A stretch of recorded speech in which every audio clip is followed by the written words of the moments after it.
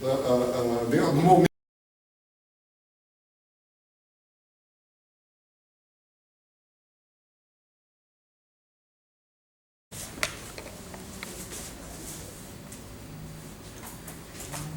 Gente, já são 17. Já foram 17 filmes? Já. Uau!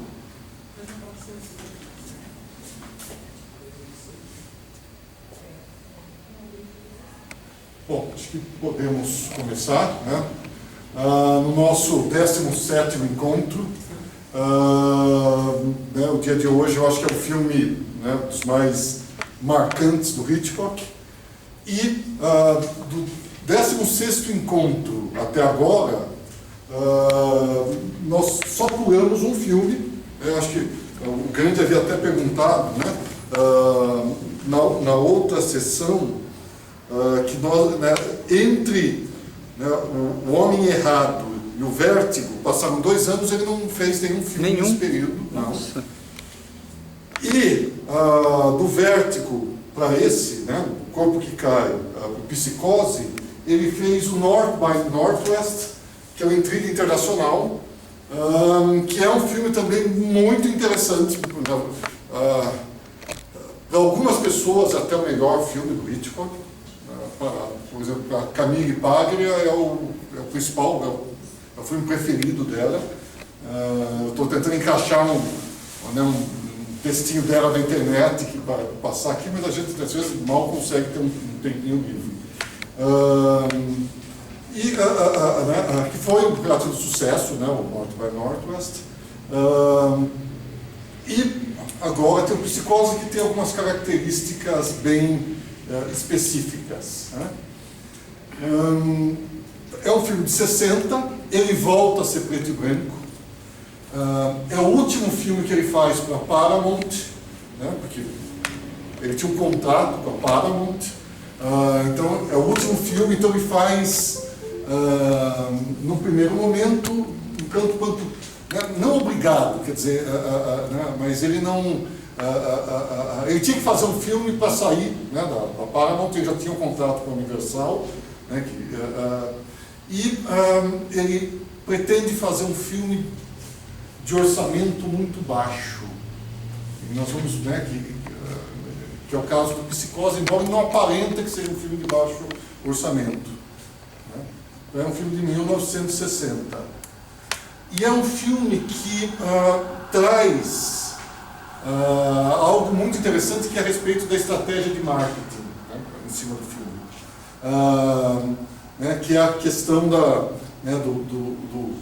manter um silêncio, né, não comentar sobre o filme, né, sobre, né, o que, né, sobre as reviravoltas que o filme vai apresentar.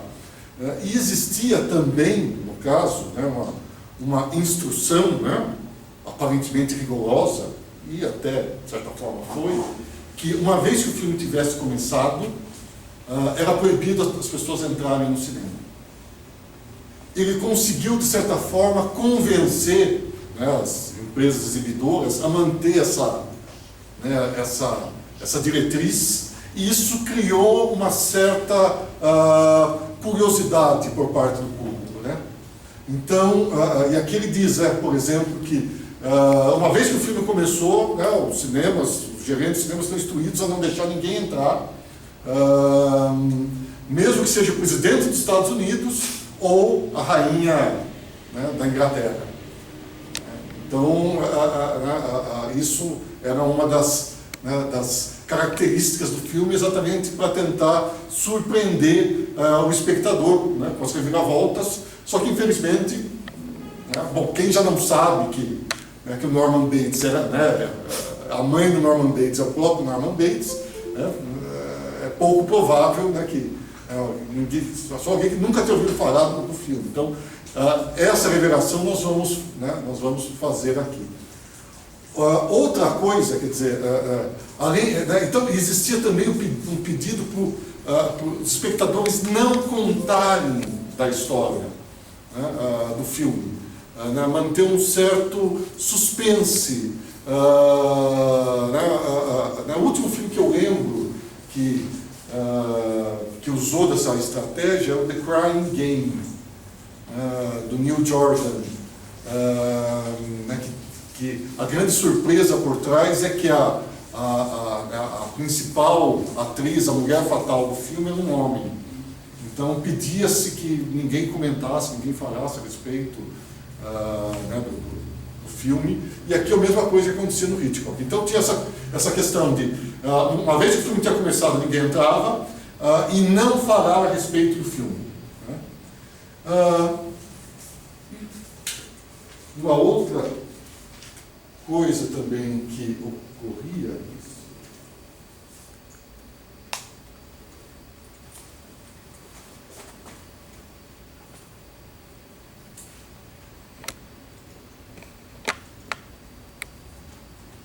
então, uma outra, não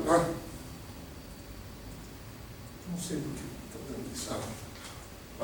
Uma outra coisa, né, que estava por trás dessa estratégia de marketing era manter em segredo a questão da mãe, né? E em segredo não só do público, mas também dos críticos, né? Porque se os críticos soubessem, os críticos dos jornais soubessem, eles iam revelar né, que a mãe, né, era era o próprio ator, né, o próprio Norman Bates. Então ele criou notícias falsas de possíveis atrizes que iriam, né, interpretar, né, a mãe, e com isso mantém esse suspense a respeito de quem, né, de quem seria essa atriz que interpretaria a mãe no filme. E é lógico que não tinha nenhuma atriz, né? O filme foi um enorme sucesso de público, né, com toda essa jogada, mas foi um fracasso de crítica. Então aqui, ó, aqui aparece a frase dele dizendo para ninguém espalhar, né, os segredos por trás do filme. Em parte, né, infelizmente eu não vou poder passar o documentário no final, porque ele está em versão original e ele é muito longo, é 1h30. Mas eu assisti o documentário e eu peguei as principais informações e tentei resumir aqui. No que diz, então, uma das pessoas do documentário cita uma possibilidade, na realidade o roteirista, que pelo fato de existir esse clima de um segredo gigantesco em cima do filme, o Hitchcock não fez algo que era muito comum, que era habitual, que era ter apresentações exclusivas para a imprensa. Então você apresentava o filme para sessões de graça para a imprensa ia lá, quer dizer, lógico, ter algum afago, né, podia convidar alguém, então você tinha sessões dedicadas, né, à imprensa. E esse filme não teve. Então os próprios jornalistas tinham que assistir o filme com o público, né, sem ter essa sessão né, especial. Então, numa das teorias, para justificar esse azedume da crítica em relação ao filme, é esse fato de eles perderem essa boquinha. É uma história baseada em fatos reais, né, sobre a vida do Ed Gein, que é um dos primeiros serial killers americanos, que ficou famoso por ter dupla personalidade, por desencavar mortos no cemitério e levar para casa e usar os restos mortais como, né, souvenir. A história do Ed Gein vai também influenciar o Silêncio dos Inocentes e o massacre da Serra Elétrica. Então, baseado nessa história, foi feito um livro, que depois eu vou comentar, né? E o filme é baseado no livro, que por sua vez é baseado na história do Ed Gein. Então, né, tem essa questão de ter, né, uma leve influência de fatos reais, a existência, né, desses primeiros serial killers americanos. Destaques. A abertura do Salvaz é o mesmo do filme anterior que nós vimos, né? É uma abertura extremamente sofisticada, com linhas horizontais, linhas verticais, né? Então, também é um dos destaques do filme. A respeito do elenco principal, tem a figura do Anthony Perkins, que é um ator que estava despontando, e nós vamos ver um pouco mais para frente, é totalmente o oposto da figura que deu origem, né, ao filme.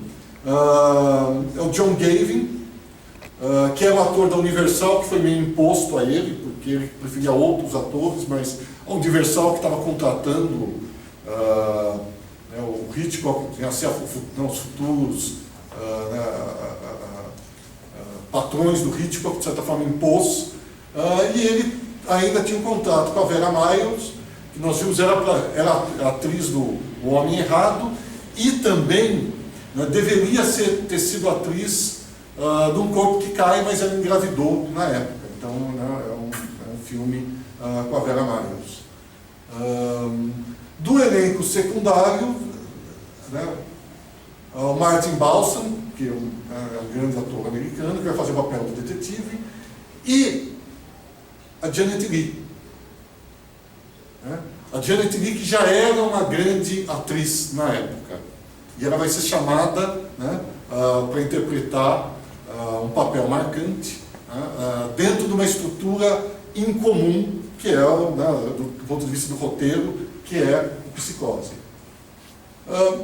Então, o roteiro é baseado num livro do Robert Bloch, chamado Psicose, e existem diferenças enormes em relação ao personagem principal, no livro e no filme. No livro, o sujeito é baixinho, gordinho, careca, usa óculos, não se tem muita simpatia por ele, é uma pessoa que não se guarda grande apreço. E no filme, decide-se seguir uma linha totalmente oposta, que é na escolha do Perkins, o Anthony Perkins aqui, é totalmente oposto fisicamente daquilo que aparece no livro. E mesmo porque o livro tem o filme tem uma sacada diferente do livro, que enquanto no livro é história, você lida com o personagem, do Bates, do assassino, no filme nós começamos seguindo a Janet Leigh, a personagem da Janet Leigh.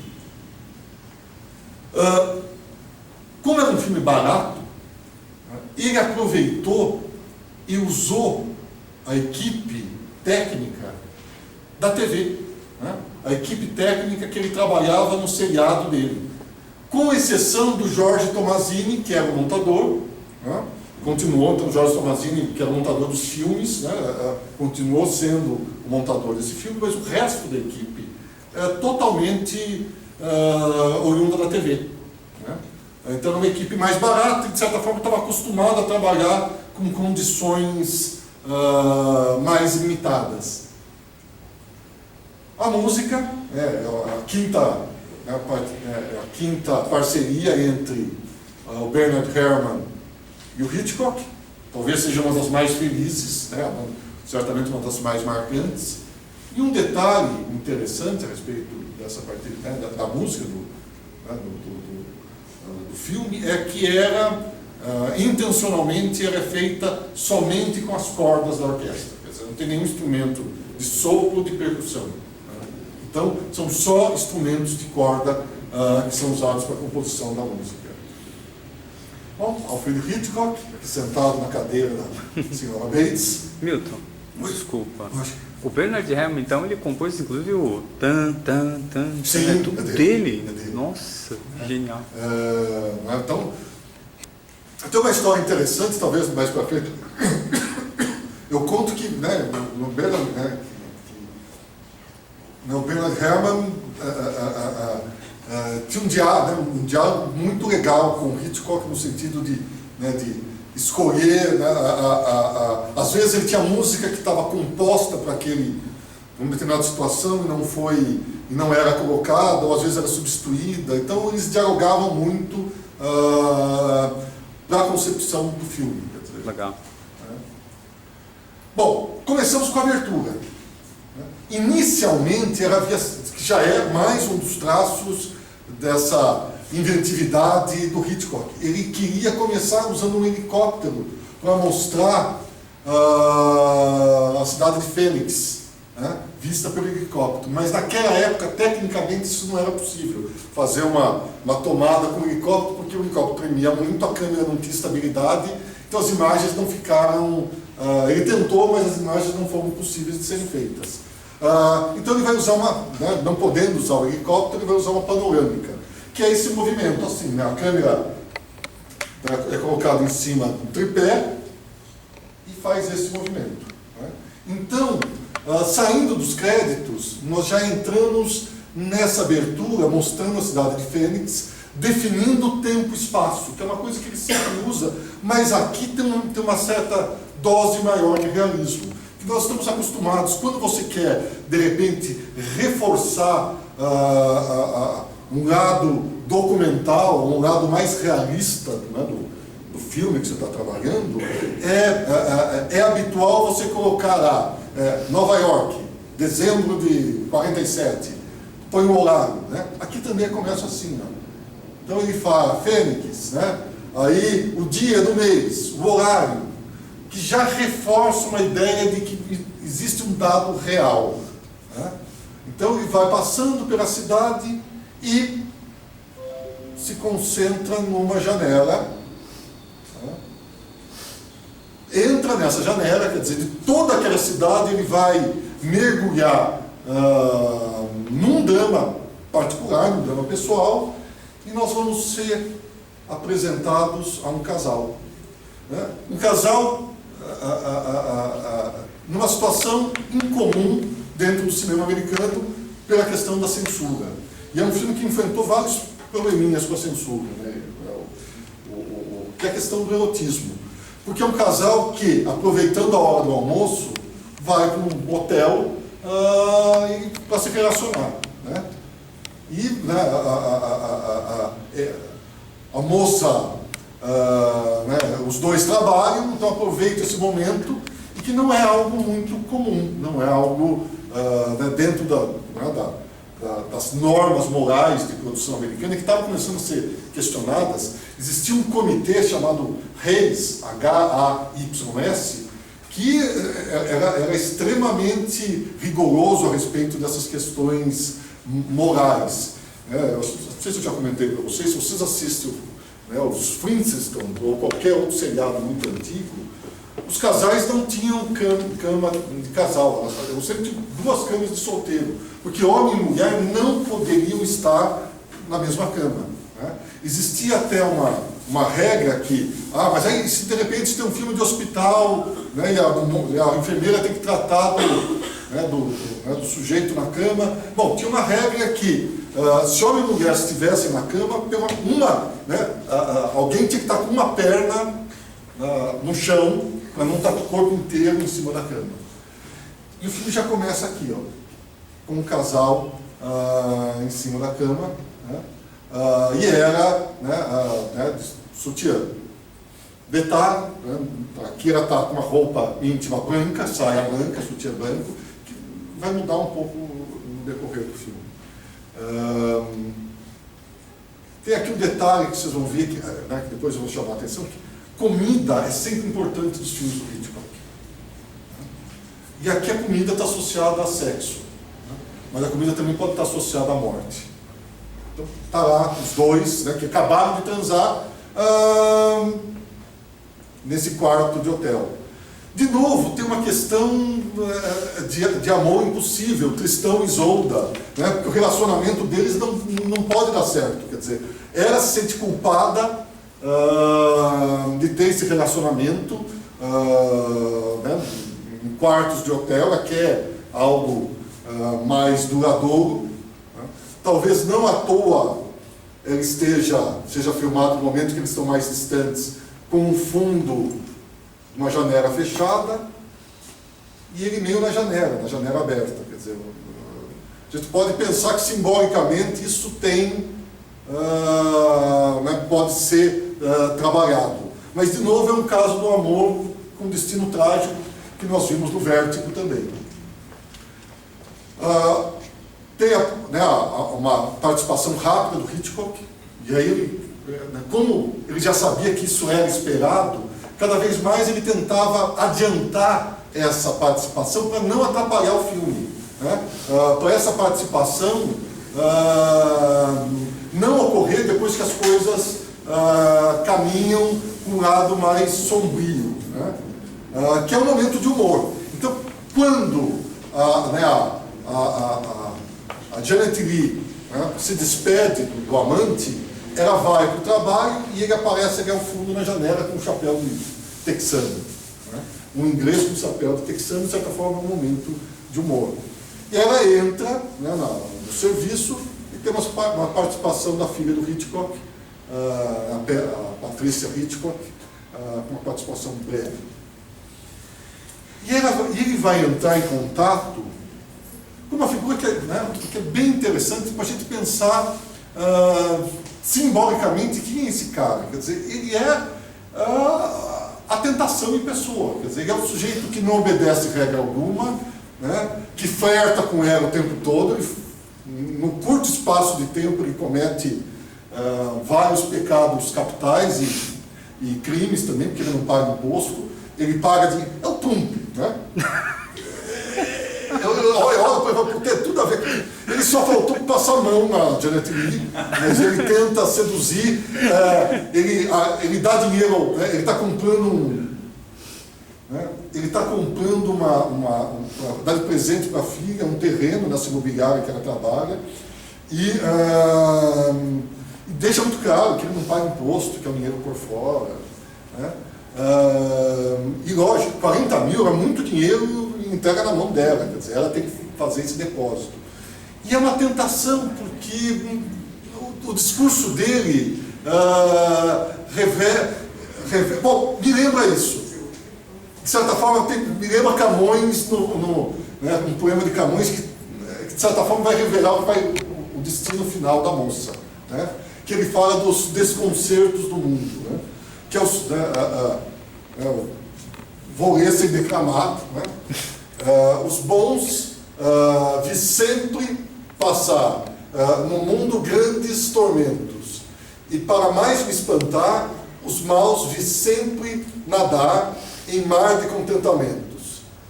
Cuidando alcançar assim o bem tão mal ordenado, fui mal, mas fui castigado, assim que só para mim anda o mundo consertado. Me lembra muito, eu acho que a trajetória da Janet Leigh me lembra isso, quer dizer, ela está passando essa situação e de repente surge aquele dinheiro que ele entrega na mão dela, é um sujeito totalmente escroto, mas pelo jeito não tem problema nenhum de ser feliz, quer dizer, ela reforça que ela não está vivendo, ela tem um sonho que talvez esse dinheiro pudesse fazer com que o relacionamento dela e o amante se concretizasse, e ela resolve roubar o dinheiro, né?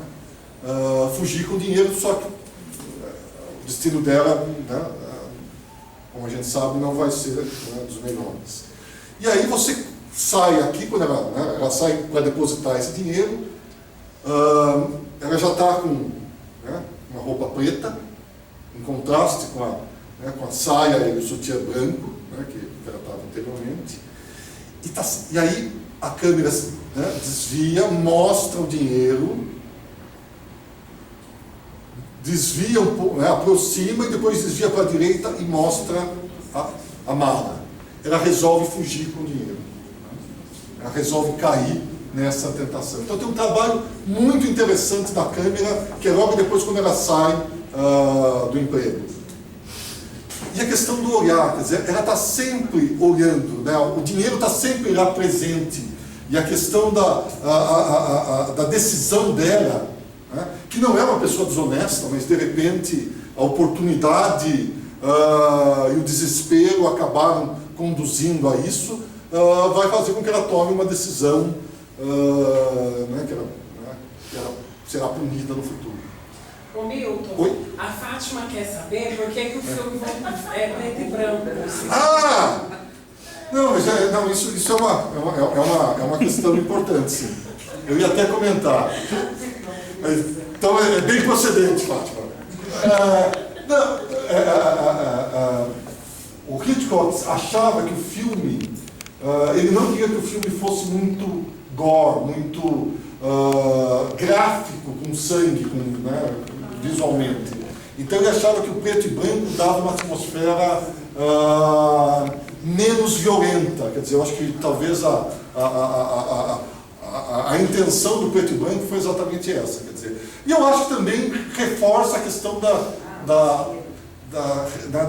dessa impressão de realidade, né, que o preto e branco ainda fornecia mais naquela época. Então tem uma questão de ele não queria ser explícito, né, com a questão do sangue, né, da sequência do banheiro futura, mas tinha também essa questão de aumentar a dose do realismo. E o custo também? Oi? O custo. O custo do filme também, preto e branco? Sim, né, também. Eu acho que aí, eu não sei te dizer se era, porque já era bem comum, quer dizer, você já tem as duas coisas, então talvez, em termos de custo, mas talvez, não sei, pode até ser que o preto e branco fosse mais barato, mas eu não saberia dizer. Hoje, por exemplo, não é. Fazer um filme preto e branco sai mais caro, mas na época podia ser que fosse mais barato, mas eu não saberia te dizer. Não. É possível, mas eu não tenho ideia. Então, né, nesse momento que ela está se arrumando, preste atenção da importância simbólica do maço de dinheiro que está sempre ali presente. E a sensação de culpa, né? Lógico que é algo que o Hitchcock, católico, inglês, está sempre... Né? Quando ela foge, ela sai da cidade, que coincidência terrível, né? Ela vai encontrar o chefe na rua, né? Que reforça a sensação de culpa. Então ela sai, aqui está escuro, né? Ela está na estrada à noite. A estrada aí também é um elemento simbólico interessante, quer dizer, porque a gente for pensar simbolicamente o que uma estrada representa, quer dizer, de certa forma, ela não consegue avançar na estrada, quer dizer, sempre acontece algo na estrada que retarda a fuga dela. Nesse momento é sono, né? Ela começa a andar à noite, as luzes vão ofuscando, ela tem sono e resolve parar. Então a estrada, né, ela representa de certa forma esse elemento que vai sempre retardar, que impede a fuga. Porque, teoricamente poderia ser o oposto, né? Quer dizer, que a estrada facilitaria ela sair de lá, mas de certa forma a estrada reforça, né, como se ela escolhesse o caminho errado. Né? E a presença do policial.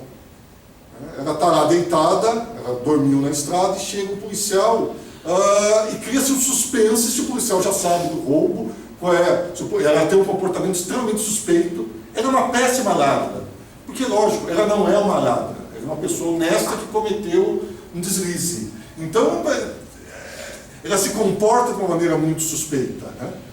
O que chama muito a atenção do policial. E cria-se, lógico, um suspense a respeito se o policial vai deter ou não.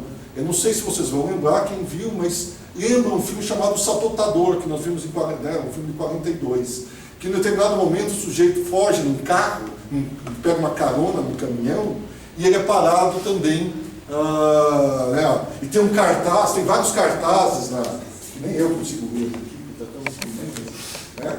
Que você está sendo seguido, acho que é mais ou menos isso. E o guarda para o sujeito na estrada e você acha que ele vai ser preso. Né? Então, lembra um pouco o Sabotador e mais tarde tem algo que está totalmente relacionado com esse filme, O Sabotador. A questão da paranoia. Quer dizer, depois da paranoia, da culpa, quando ela é parada, quando ela é interrogada pelo policial, o policial durante um certo tempo fica seguindo, ela entra em pânico e resolve trocar de carro.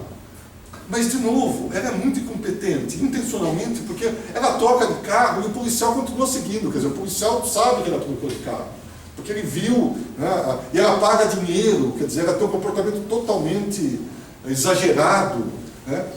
E mais a questão dos espelhos, né? A questão do duplo, está sempre presente no filme do Hitchcock.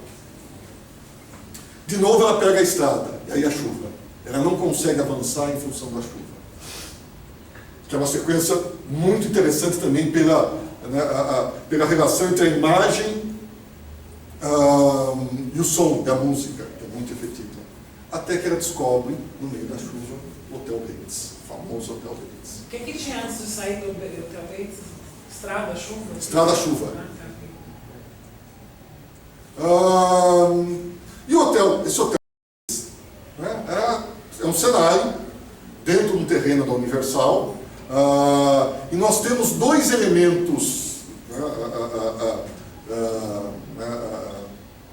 arquitetônicos, né, um totalmente horizontal, que é o próprio teatro, quer dizer, que é o próprio hotel, os bangalôs, e um que é totalmente vertical,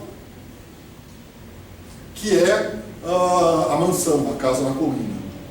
E o detalhe, né, você vê como são as coisas, a dificuldade que, né, que às vezes a confecção de um filme envolve, que a gente nem se toca. Eles tinham que montar uma estrutura complicada para, na sequência da chuva, ela chegando no motel do Bates, durante a chuva, né, que é uma chuva produzida, uma chuva artificial. E aí o Hitchcock chama o assistente dele e fala, olha, você, né, tem um erro aqui. O cara fala, nossa, mas eu me esforcei tanto. E o sujeito fala, olha, ele trabalhava com o Hitchcock na televisão e ele estava extremamente ansioso pelo fato de trabalhar no primeiro longa, quer dizer, no longa do Hitchcock, né, e nos Estados Unidos, nessa época, trabalhar numa televisão era algo menor, quer dizer, né, as pessoas, a meta era fazer cinema, né? A televisão era uma coisa para profissionais menos gabaritados. E aí o Hitchcock se brincou, é porque tinha lua cheia no dia. Então essa era a fotografia. E não combinava, porque ficava aquela lua cheia. Mas eles tiveram que chamar um carpinteiro, eles bolaram umas traquitanas lá para esconder a lua. Então a gente não vê essa lua, porque tinha que filmar de um jeito, mas era um pepino porque estava um céu, né, enluarado no momento que ia estar uma chuva muito forte. Tem a casa da colina, né, que eu já comentei, e aí a sombra da mãe. Né, que a gente sabe como a mãe é importante nos filmes do Hitchcock. Né, ele tem uma... tematicamente aparece várias vezes em outros filmes. Né, então, nesse filme em particular, né, essa referência da mãe e das sombras, né, dessa figura misteriosa, que vai ser fundamental no decorrer da história.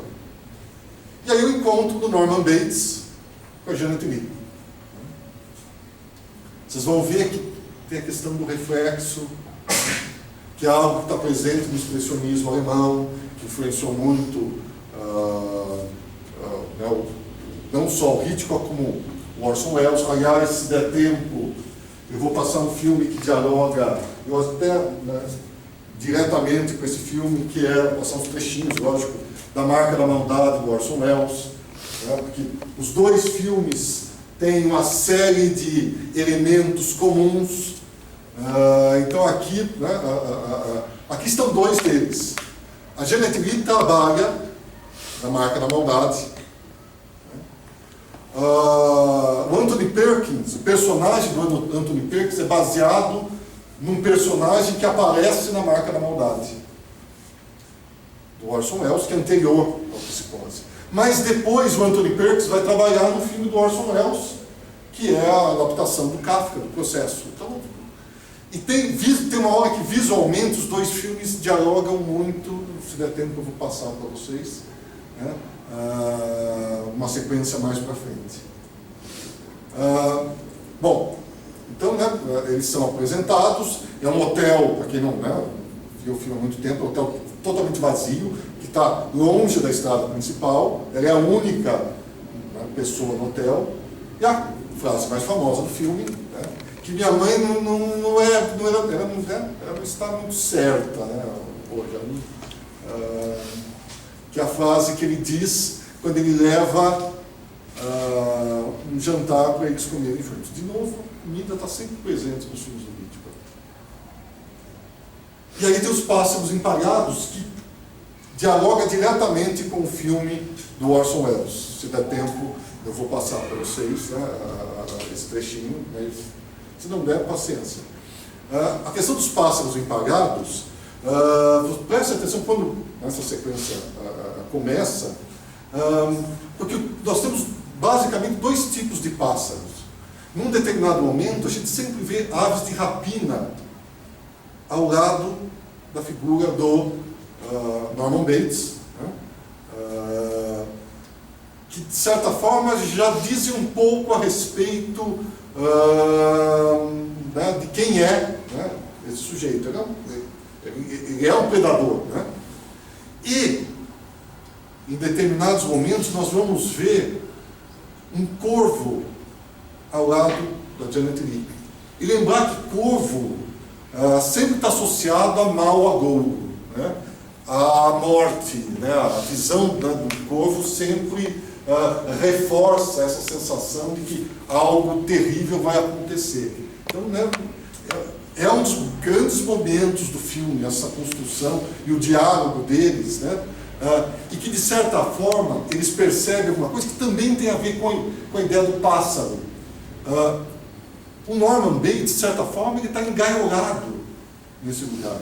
Ele tem que cuidar da mãe doente e ele não pode sair. Quer dizer, ele é um jovem que vai ficar preso num hotel decadente enquanto a mãe, que está doente, não morrer. Então vai ficar preso cuidando, né, nesse lugar emo. Então, ele está enjaulado, assim como ela também. Ela está em vistas de ficar enjaulada porque ela está cometendo crime. Então, existe uma presença de pássaros o tempo todo. Aqui, né, os pássaros na ideia geral, né, do engaiolamento, mas também pela ave de rapina e pelo corvo. Né? A ave de rapina associada ao predador e o corvo associado à morte. E qual é o filme da próxima semana? Qual é o próximo filme do Hitchcock? Os Pássaros. Então as coisas parecem, né, meio ligadas. E aí nós temos a famosa sequência do voyeurismo, em que ele revela aquele sujeito que parecia um pouco pobre coitado, né, que pela dedicação à mãe está perdendo a vida dele ali naquele lugar. Ele mostra que tem algo mais estranho aqui, ó. Então ele tira um quadro, olha pelo buraco e nós vemos a Janet Leigh, né, se despindo. Essa sequência, nós vamos ver uma cena que foi retirada do filme pela censura, que nesse momento ela quase tira o sutiã, mas não chega a tirar, ela não fica nua em nenhum momento do filme. Mas vocês vão ver que é uma imagem, né, pode estar na novela das 4 da tarde hoje, né, mas foi suficiente, foi uma sequência que foi retirada do filme, onde ela ameaça retirar o sutiã, né, ele olhando ali, né, que é a questão do voyeurismo também. Ele volta para casa na colina, e aqui não sei se dá para ver, visualmente é bem interessante, porque ele fica ao fundo, né, sentado na cozinha, e um dos entrevistados no documentário fala com razão, faltou, precisava de repente ter acrescentado, mas lembra muitas pinturas, não, o Anthony Hopper que se lembra muitas pinturas do Hopper, né, que é um sujeito que pintava pessoas, né, meio da década de 50 em cafés, sentadas, né, todas meio solitárias, mesmo quando em volta de muita gente. Faltou então essa imagem, precisava ter posto uma pintura do Hopper aqui para a gente de repente comparar, né? Mas é o momento que ele, logo depois, né, se despede, ele sobe, ele fica ali sozinho. E ela tem um momento de arrependimento. De repente ela fala, né, depois de conversar com ele, talvez se tocando do que poderia acontecer com ela faz as contas, tinha 40 mil, gastou 700, ela resolve voltar, né? Joga, né, Vaso é uma das primeiras vezes, se não for a primeira vez que acontece um vaso no cinema americano, e também deu problema com a censura, que funções básicas como as funções primárias, como evacuar ou transar, o código moral americano era muito rigoroso com isso. Então não se mostrava banheiro, não se mostrava vaso. Então é uma das primeiras vezes que isso é mostrado no cinema americano. E aí a famosa sequência do chuveiro.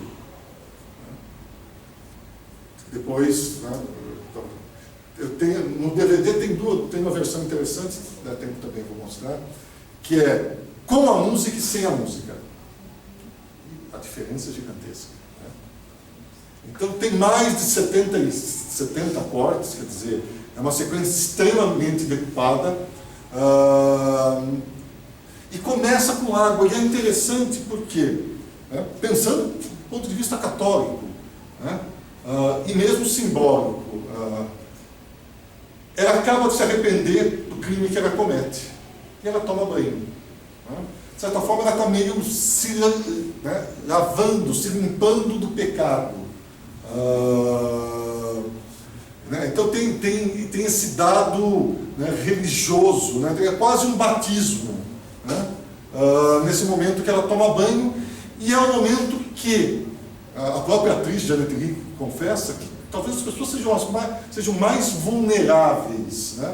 Você está ali no chuveiro, nu, e chega a famosa sequência do banheiro. Então aqui eu peguei alguns desses 77 cortes, a sequência é extremamente rica, muito elaborada. E depois o chuveiro, a água se transforma em sangue. O que, de certa forma, também o sangue é muito importante na liturgia católica. O sangue de Cristo, quer dizer, para expurgar os pecados. Então, aquilo que começa com água, termina com sangue. E o detalhe é que algumas pessoas, mesmo o filme sendo preto e branco, tem a nítida sensação que veio o sangue vermelho desse filme, que não é possível, o filme é preto e branco.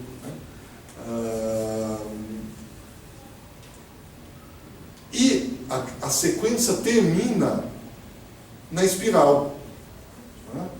Lembra do filme anterior que nós vimos? Aqui, mal dá para ver, quer dizer, que você tem uma espiral, na abertura da espiral, na abertura um corpo que cai, do olho sai um vórtice, sai uma espiral. E aqui nós começamos, o sangue vai caindo em espiral, no ralo, e aí você corta para o olho dela, que vai afastando,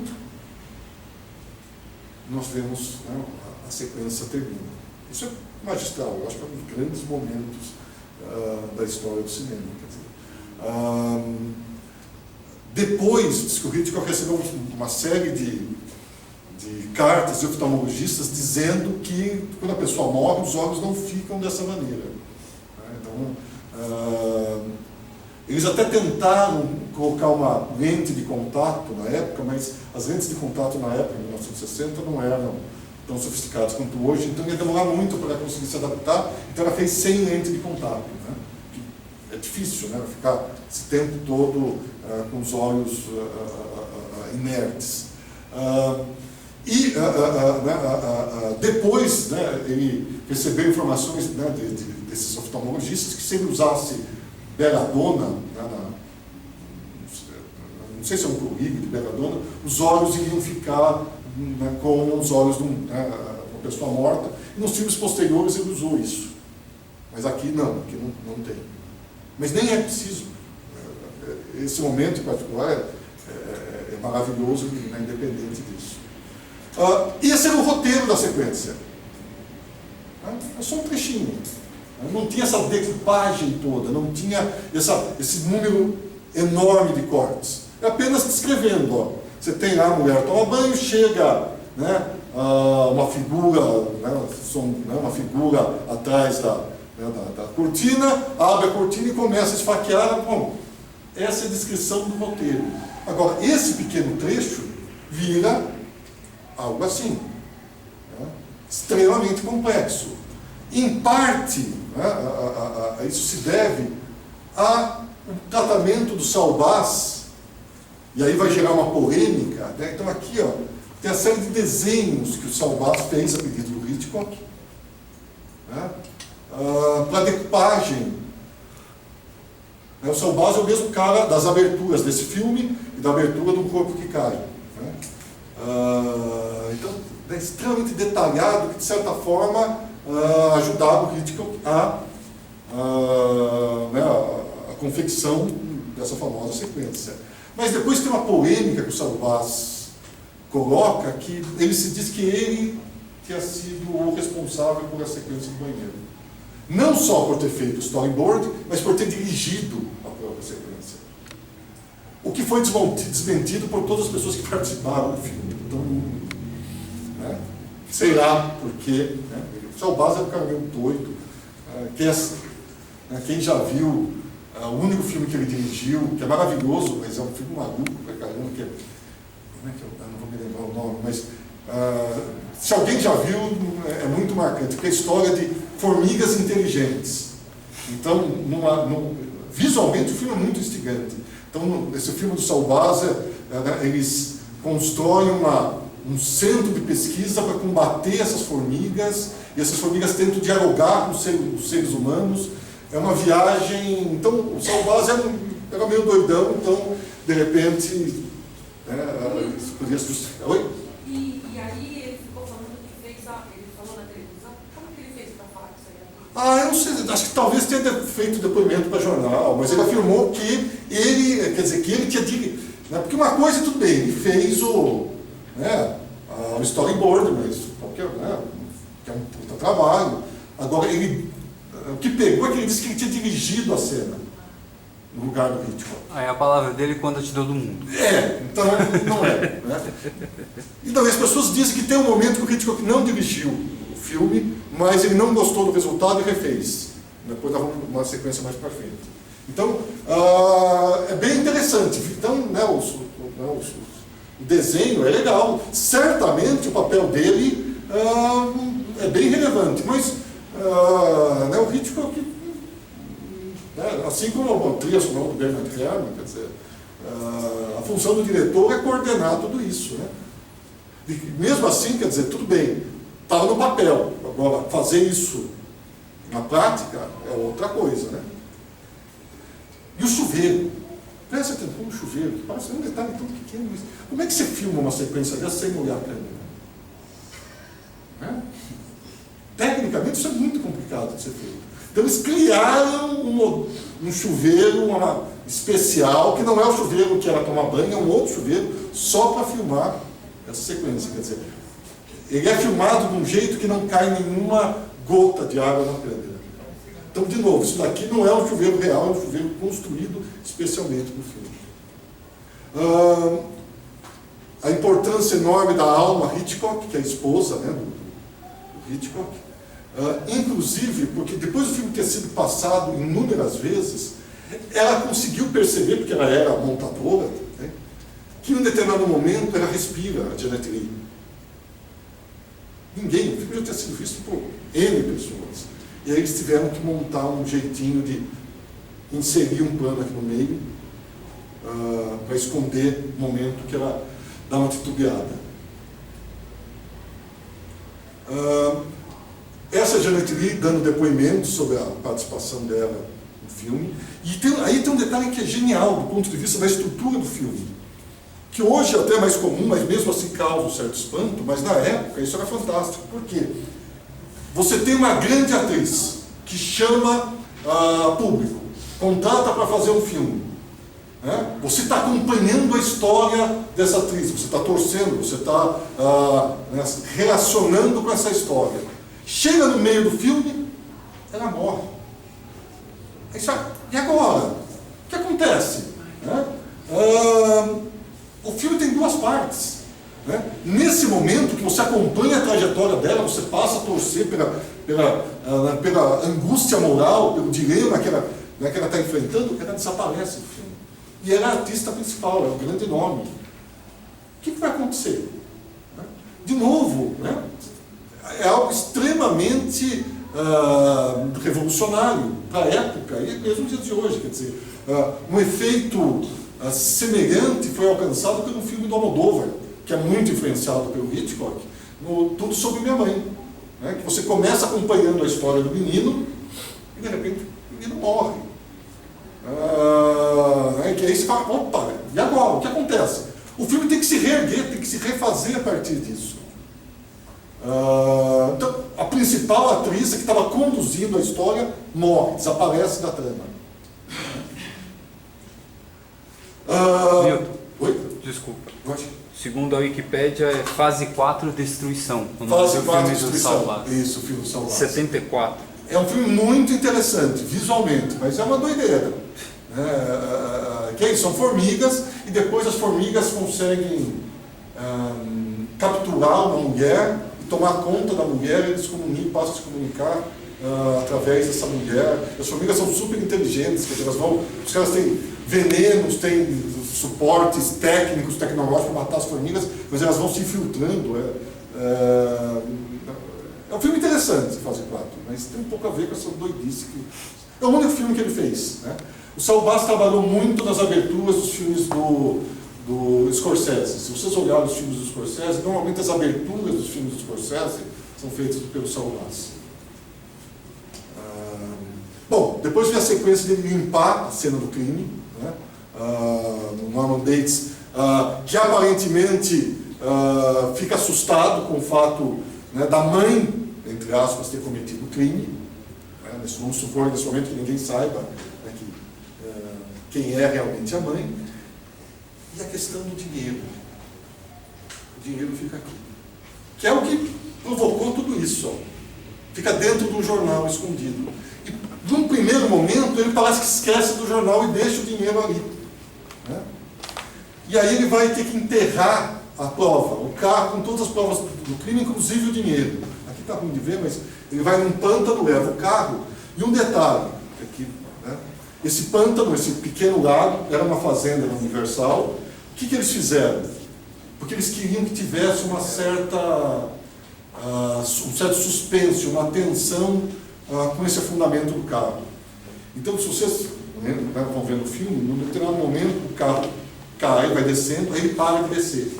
E o rosto do Norman Bates, que está comendo, para avaliar enquanto ele está vendo, as pessoas estão sempre comendo no filme. Quando ele está vendo aquele carro cair, ele para de afundar.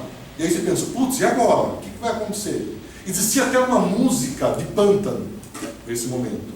Mas o Hitchcock, conversando com o Bernard Herrmann, achou que não era interessante, que era melhor ter essa expectativa, né? Só trabalhar com o som da cena. E aí depois o carro afunda. Como é que eles fizeram isso? Eles esvaziaram o lago, botaram alguns macacos hidráulicos e construíram uma plataforma, e depois encheram o lago. Então o carro entra nessa plataforma com macacos hidráulicos, aí eles conseguem ir afundando o carro e parar num determinado ponto. Quando eles querem afundar, eles soltam de vez, e eles conseguem ter esse efeito. Aí, esse reforço dessa questão da comida, do sexo, morte, quer dizer, o tempo todo, as pessoas, o momento que ela conversa com Norman Bates, ela está comendo, quer dizer, ele come o tempo todo, e aí, 1 hora depois, contadinho no relógio, é a segunda parte do filme. O filme tem 1h50. Né? Então, 10 minutos de apresentação, 50 minutos da primeira parte, 50 minutos da segunda. É matemático. Está bem estruturado. Aqui começa o segundo filme. Por quê? Ele sumiu com as provas, matou a heroína do filme. E agora? Nós vamos acompanhar, entra novos personagens e entra também o amante, né? Que tem uma loja, eu não sei se vocês, faltou de ter posto uma imagem aqui, essa loja lembra um pouco aquela loja que tem a fofoqueira no filme Chantagem e Confissão, que é o primeiro filme do Hitchcock, falado que nós vemos. Então tem aqui uma fofoqueira conversando e o amante dela está na salinha do fundo, muito semelhante ao que tem no outro filme. Aparece a figura do detetive, que está investigando o sumiço da mulher, e aí a história recomeça. Você tem o detetive, a irmã, que é a Vera Miles, aquela atriz que nós vimos do Homem Errado, e o amante da Janet Leigh. Ele começa a investigar, né? Vai indo para vários hotéis, procurando saber se era se hospedou num desses hotéis, até que acaba chegando no Motel Bates. E conversando com Norman Bates, percebe que tem algo estranho. Mais uma vez, se a gente lembrar no The Hope, Festim Diabólico, em determinado momento James Stewart interroga o assassino, e o assassino começa a gaguejar. Aqui a mesma coisa acontece, né? O policial começa a interrogar, conversar, não é nem interrogar, porque não tem como provar nada nesse momento. E o Norman Bates começa a gaguejar como um louco, lembrando, né, o Festim Diabólico. Ele tem certeza que tem algo estranho, e aí ele vai subir a escada, né? Ele vai investigar a casa na colina. Tem essa outra sequência também muito famosa dele subindo a escada, né? Então, essa sequência, na primeira vez, foi filmada, o Hitchcock ficou doente, foi filmada por uma outra equipe. Mas o Hitchcock não gostou do resultado, né? Mais para frente, nós vamos ver um filme que ele filma da mesma maneira como foi filmado, da primeira vez. Que da primeira vez, filmava-se a mão do detetive segurando, né, o corrimão, o pé dele pisando nos degraus. Ele não gostou dessa maneira que foi filmado. Então ele refilmou, mostrando ele subindo, sempre em primeiro plano, porque ele achou que isso seria mais efetivo. E aqui tem uma diferença, né? Eu acho que tem um grande exemplo da diferença que está o suspense e do susto, do mistério, né? Talvez o susto fosse um termo melhor aqui. O suspense ocorre quando você sabe que algo vai acontecer. A questão é como isso ocorre, ou quando, ou de que forma isso ocorre. Aqui a gente tem certeza que algo drástico vai ocorrer. O susto, né, é quando algo inesperado ocorre. O sujeito está sentado, de repente é esfaqueado, você leva um susto e nem sabe. Nos filmes de Hitchcock você não se assusta, né? Porque a gente sempre sabe o que está para acontecer, né? Ele mostra que a mãe está esperando a subida do detetive.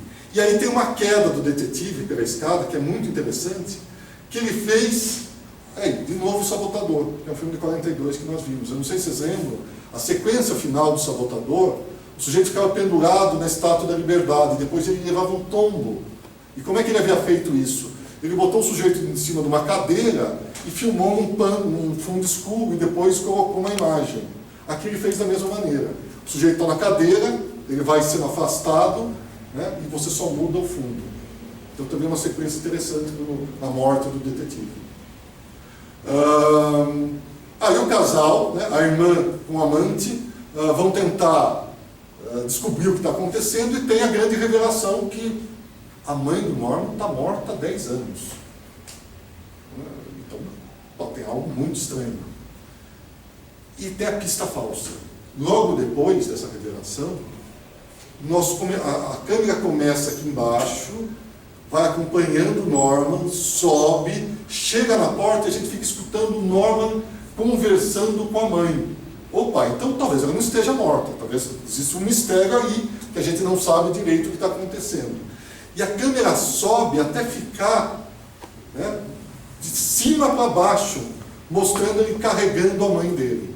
Então, também é um movimento de câmera extremamente sofisticado. E com o desaparecimento do detetive, o casal resolve investigar o que está acontecendo, né? E vai atrás do Norman Bates.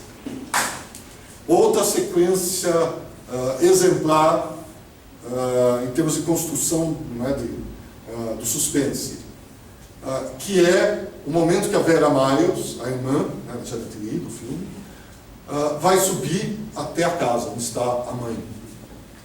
E ele vai alternando, ó, mostra ela subindo, mostra a casa. Cada vez, notem, que à medida que o clímax se aproxima, as imagens vão ficando cada vez mais fechadas. Ó.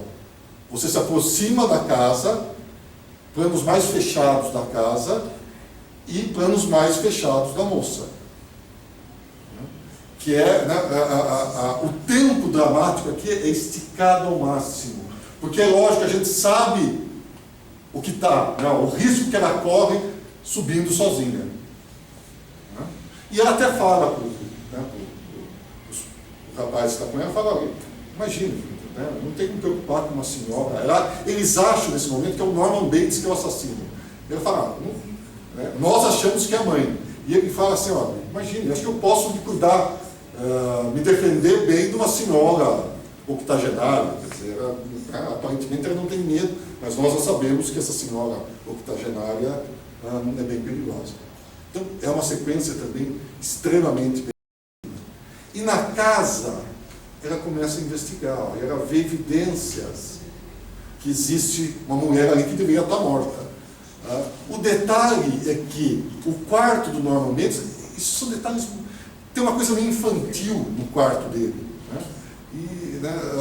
E uma coisa curiosa, né, que tem uma referência de uma música que é a Sinfonia Heróica do Beethoven. Então, não achei nenhuma explicação por que a Sinfonia Heróica, se alguém tiver algum palpite, depois... A Sinfonia, acho que número 3 do Beethoven. Né? De novo, os espelhos, né? Também vai ter uma importância era com relação aos espelhos. Né?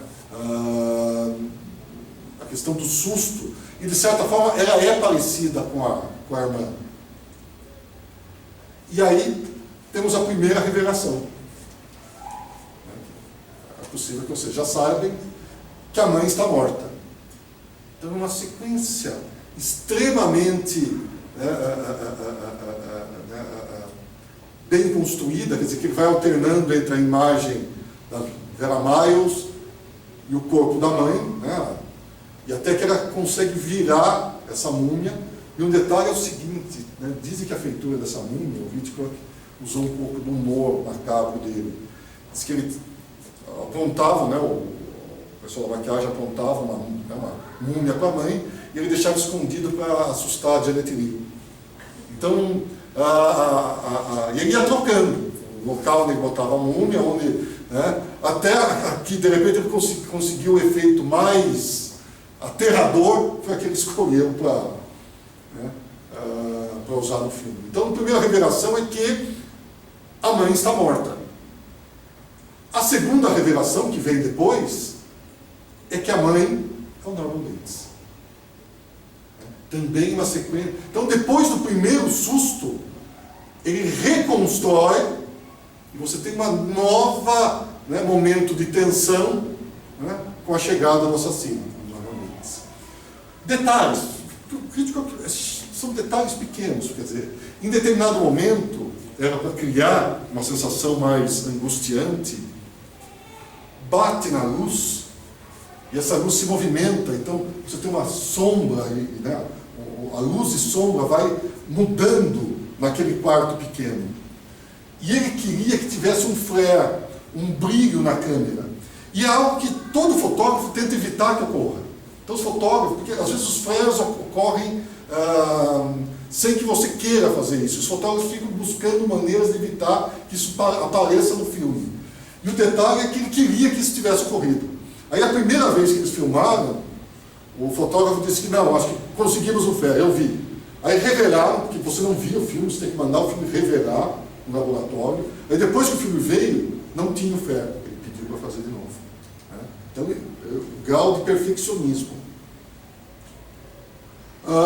Logo depois, aparece uma explicação psicológica. Né? Os policiais se juntam e vamos explicar, uma explicação psicanalítica. E o sujeito explica quem é o Norman Bates. Né? O que é o Norman Bates. E aqui tem um detalhe também a respeito da censura. uma das pessoas chama o Norman Bates de travesti. E isso gerou, por exemplo, na época, o pessoal do moral e bons costumes quis impedir que se usasse, né, pediu para tirar o termo do filme. Até que o roteirista do filme teve que falar, olha, está aqui, está no dicionário, não é nenhuma palavra, né, fora da... Mas ele teve que ser convencido, né, o censor, que antes de você lançar o filme, o censor assistia o filme para dar, né, a classificação e para dizer se o filme poderia ser exibido. Então eles também tiveram um problema com isso. E o plano final, que mostra Norman Bates, mãe e filho, quer dizer, no mesmo indivíduo, corpo do filho e o espírito da mãe. Quer dizer, a dupla personalidade, a mais forte delas, finalmente assume. E o detalhe, por exemplo, que não tinha isso no roteiro, o Hitchcock e o montador resolveram fazer isso, né, depois, terminar o filme de uma maneira mais diabólica. Porque o filme era para terminar com a mãe, né, dizendo que ela não faria mal a nenhuma mosca. E logo depois que ela fala isso, nós vemos um olhar extremamente maligno no Norman Bates. Ele não termina, né, certamente não termina da mesma maneira que o roteirista havia pensado. E aí nós temos o fim, onde o carro é puxado, né, e existiam 3 fins possíveis, né, mas esse fim mais enigmático foi o que acabou preponderando. Algumas observações finais. Prestem atenção, porque às vezes as pessoas não percebem isso. No último momento que aparece o rosto do Norman Bates, você tem uma sobreposição de 3 imagens. O rosto do Norman Bates, o rosto da mãe, da caveira da mãe, e aquele carro ao fundo. Né? Às vezes as pessoas não percebem. A questão da censura, isso que foi censurado. É isso, não é que ela vai mostrar os peitos, não, é isso. Isso, eles vão tirar e encurtar essa sequência. Né? Então esse foi um plano que foi censurado. O filme, o Hitchcock, ele achou que o filme estava muito longo, o filme tem 1h50. Para fazer com que isso terminasse, ele esgotou uma cena que explica melhor a relação do amante e da irmã. Isso foi uma cena que a gente nem, né, sente falta disso. E esse filme é um exemplo clássico do MacGuffin. Né? O MacGuffin que está presente em vários filmes do Hitchcock, mas eu deixei para comentar neste momento, né, porque o que é esse MacGuffin que aparece em vários filmes dele? Deixa eu ver se eu consigo ler aqui.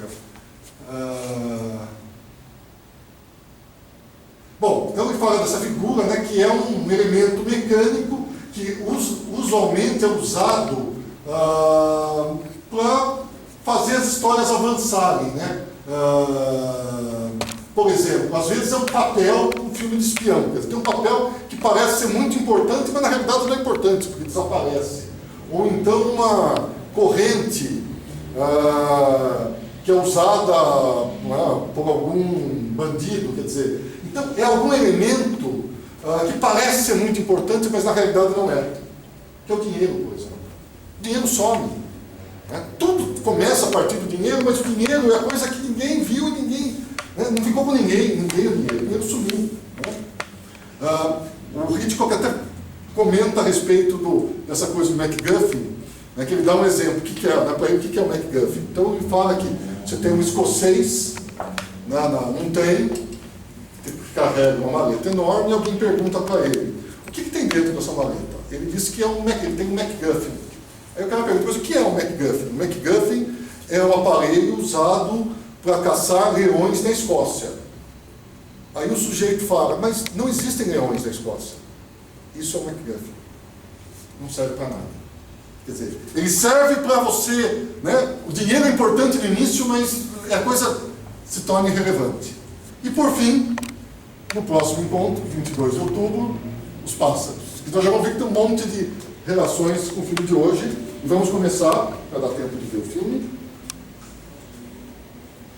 Enquanto o João coloca lá, alguém tem alguma questão queira já adiantar?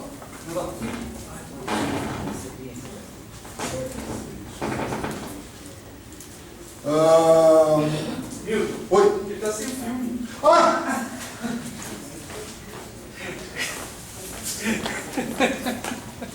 Tô vendo ele gesticular lá. Pô, cadê o filme? Esqueci totalmente. Desculpa, eu não tenho esse poder ainda. Bom, então o filme tem, tem essa série de estruturas, tem essas duas partes que são marcantes. Tem essa primeira parte, a segunda parte. O filme tem que recomeçar, né? Então ele foi um grande sucesso, porque de certa forma as pessoas compraram essa ideia, né, de ter esse grande suspense e você não contar para ninguém, né, lógico que a mãe é o Norman Bates.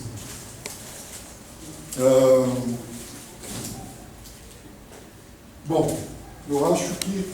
Hilton, vou te perguntar uma coisa rápida. Você acha que tem alguma relação com o Viver do Kurosawa? Por causa da quebra?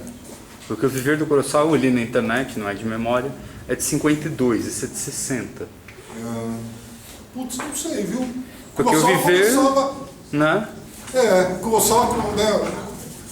Não, eu tô falando do Viver em particular, por exemplo, porque o Viver tem também essa quebra, no meio do filme, você vê, caramba, é outra história, apesar que continua a mesma história, só que sobre outras óticas, né? Não seria absurdo, porque o Hitchcock era um cara que estava antenado, quer dizer, não era... Porque você fez a relação com o do Orson Welles, né? Que tem essa questão realmente, até você apontou como na Marca da Maldade que a gente viu, você comentou, lembra que você comentou, falando, esse personagem desse hotel vai inspirar quando a gente vê o Hitchcock, vocês vão ver e tal. E aí me lembrou que essa coisa, na realidade eu percebi agora com você falando, que realmente, quando a personagem morre é outro filme. Pode ser no Viver tem uma coisa muito semelhante. O cinema assim. japonês ele fica famoso no mundo, inclusive o Kurosawa ganha Oscar, né? E na década de 50. Que foram 8 anos antes, né? Então assim, daria tempo dele ter visto, né? Por mais lento que fosse levar é bem possível. as coisas, de repente, não sei, porque tem essa série de referências que ele eu busca, nunca li nada a esse respeito. De qualquer forma, mesmo, eu acho que mesmo que isso, digamos que isso tivesse acontecido, isso não diminui de forma nenhuma a coragem, porque a gente está dentro de uma estrutura que não costuma premiar quem tenta pensar fora da caixinha, porque pensar fora da caixinha aumenta o risco de você perder dinheiro. Sim.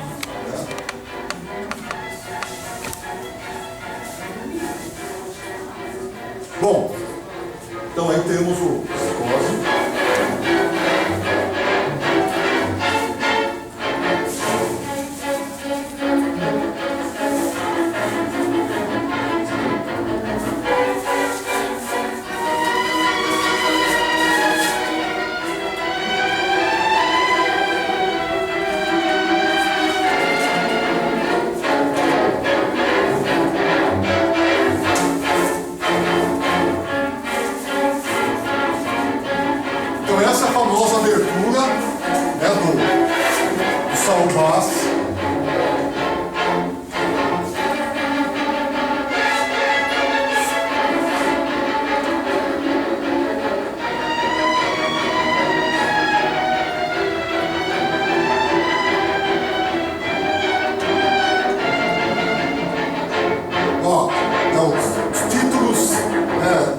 Desenhados por Salvaz.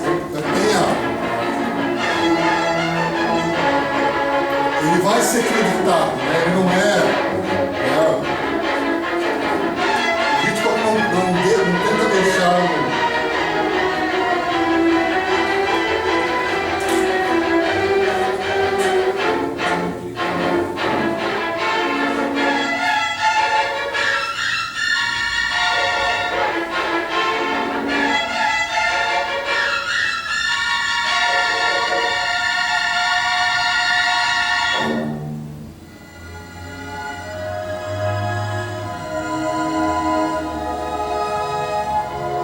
daí essa panorâmica, né,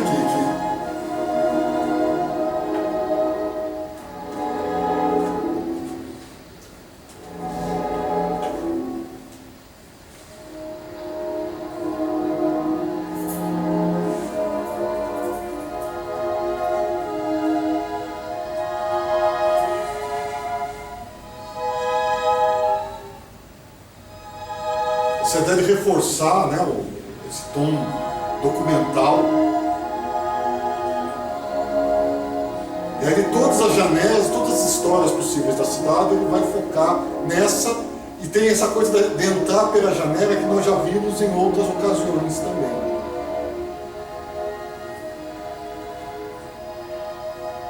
Never did eat your lunch, did you?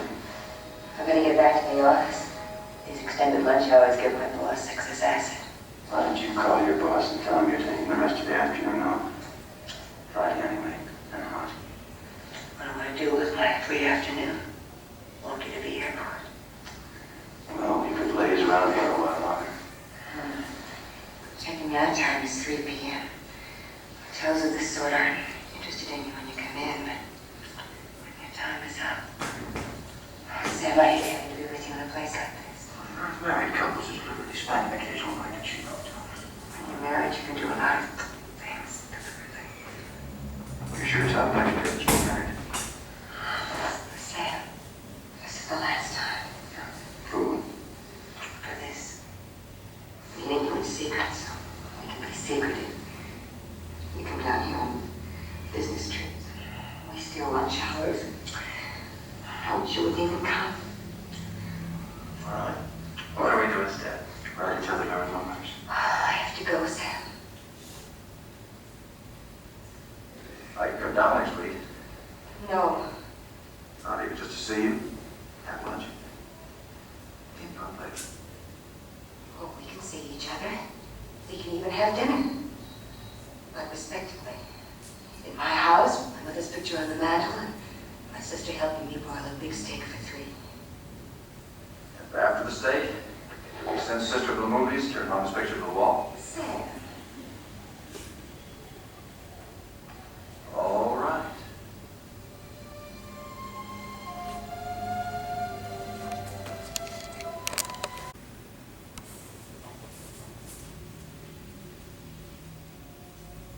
It's sad when a mother has to speak the words innocently of her own son. I couldn't allow him to believe that I would commit murder. They'll put him away now, as I should have years ago. He was always bad. And in the end, he intended to tell them I killed those girls and that man. As if I could do anything except just sit and stare, like one of his stuffed birds. Well, they know I can't even move a finger, and I won't. But just sit here and be quiet, just in case they do suspect me. They're probably watching me. Well, let them see what kind of a person I am. I'm not even going to swat that fly. I hope they are watching. They'll see. They'll see, and they'll know, and they'll say, why, she wouldn't even harm a fly.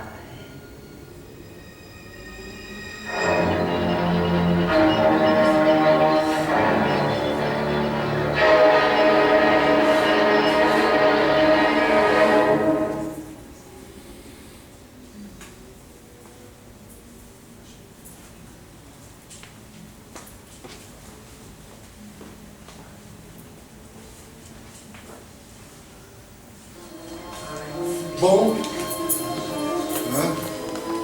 Encerramos. Acho que, bom, todo mundo já deve ter visto esse filme alguma vez na vida, né? Não sei se as coisas que nós discutimos, vocês conseguiram identificar algo novo, né, em relação ao filme que vocês conheciam.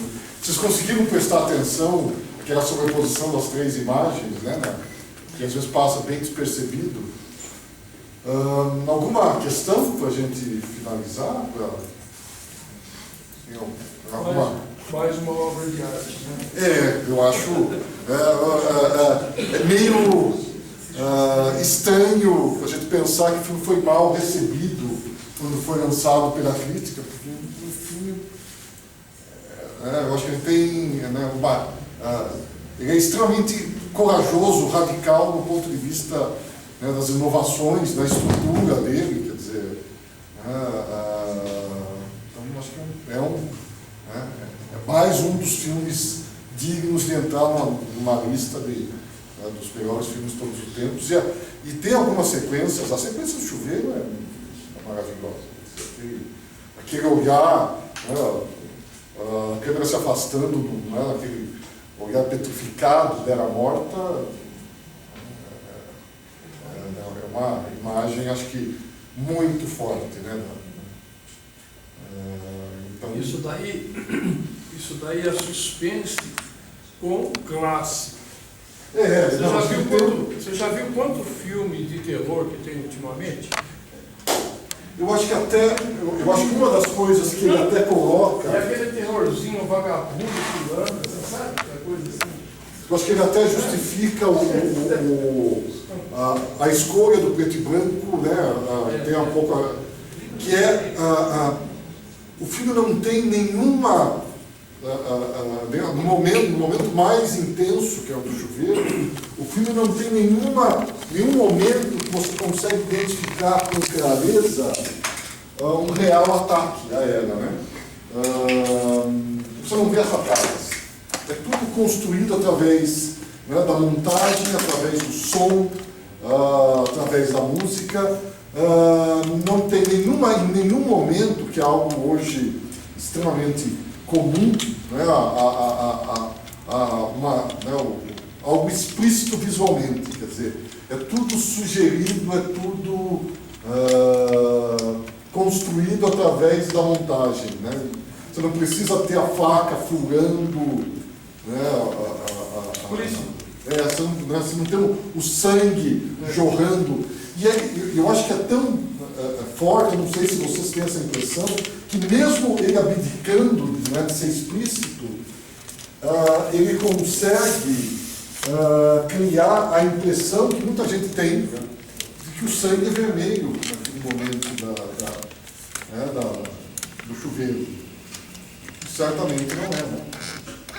Então eu acho que ele tem, eu acho que ele tem essa contundência na construção, e essa preocupação de não ser um filme, né, explícito, sanguinolento demais, que é algo que hoje, né, às vezes é algo que a gente até vê um certo exagero que vira e mexe, às vezes cai na comédia, né? A coisa é tão exagerada que as pessoas começam a dar risada no cinema.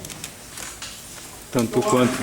Faz também, professor, para a gente se envolver com a trama toda e participar dela ativamente, né? Sim, acho que no caso desse filme, isso é bem especial porque existia essa coisa de contar com a participação das pessoas em criar a expectativa, o mistério de ninguém falar a respeito, espalhar, né, dar spoiler, né, espalhar que a esposa, que a mãe é o próprio Norman, né? Então existia esse compromisso, né, por parte do público. Eu acho que isso foi de certa forma tem, né?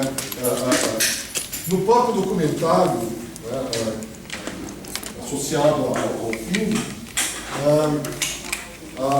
eles comentam que ele ficou meio chateado de não ter conseguido ter uma certa repercussão crítica favorável, mas o sucesso que ele obteve de público, de certa forma, compensou e algo que é dito até pela filha dele. A maior preocupação dele era o público, né?